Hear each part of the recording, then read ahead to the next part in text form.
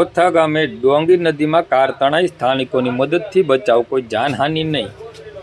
તારીખ 4 જુલાઈ 2024ને શનિવારના સાંજના 6 કલાકે વાત કરીએ તો ભાવનગર જિલ્લાના મહુવા તાલુકાના ઓથા ગામ નજીક આવેલી ડોંગી નદીમાં એક કાર પાણીના પ્રવાહમાં તણાઈ જવાની ઘટના સામે આવી છે। જોકે આ બનાવમાં કોઈ જાનહાનિ થઈ નથી અને સ્થાનિક લોકોની મદદથી કારમાં સવાર તમામ લોકોને સુરક્ષિત બહાર કાઢવામાં આવ્યા છે।